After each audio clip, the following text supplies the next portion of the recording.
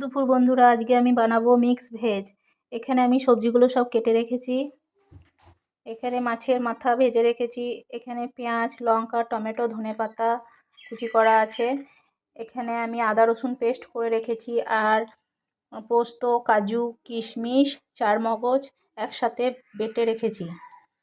এবার আমি সবজিগুলোকে সব একে একে ভেজে তুলে নেব। প্রথমে আমি বড়িগুলো ভেজে তুলে নেব লাল লাল করে। বড়িগুলো আমার লাল করে ভাজা হয়ে গেছে। বড়িগুলো আমি কড়াই থেকে তুলে নেব।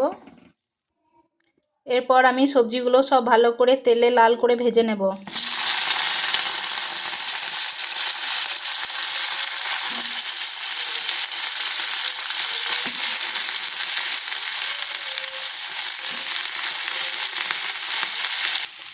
সবজিগুলো আমার সব লাল করে ভাজা হয়ে গেছে। এবার আমি সবজিটা তুলে নেব।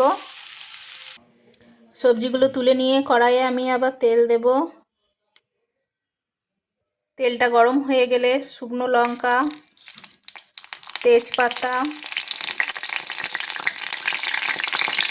পাঁচফোড়ন তেলে দেব। এরপর পেঁয়াজ কুচি, লঙ্কা কুচি দেব। পেঁয়াজটা লাল লাল করে ভাজা হয়ে গেলে,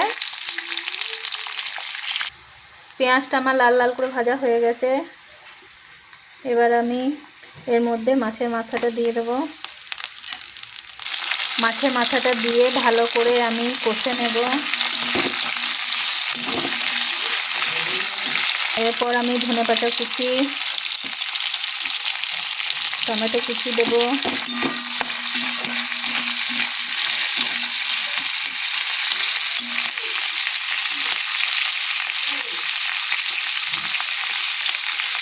তারপর আদা রসুনের পেস্টটা দেব।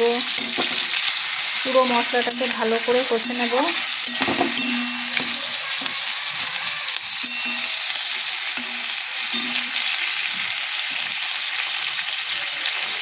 মশলাটা আমার কষা হয়ে গেলে একে একে আমি হলুদ, নুন, জিরে গুঁড়ো, সামান্য চিনি দিয়ে ভালো করে কষবো।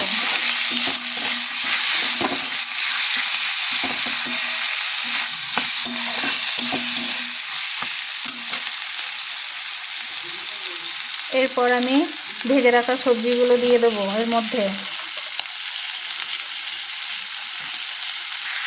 সবজিগুলো দিয়ে ভালো করে কষে নেব।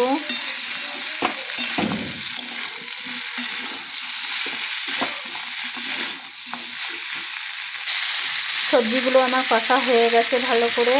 এরপরে আমি কাজু, কিশমিশ, পোস্ত, চারমগজ পেস্টটা দিয়ে দেব।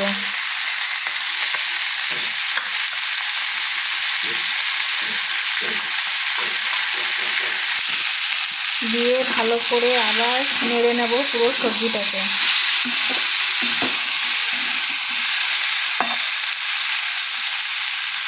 সবজি আমার কষা হয়ে গেছে।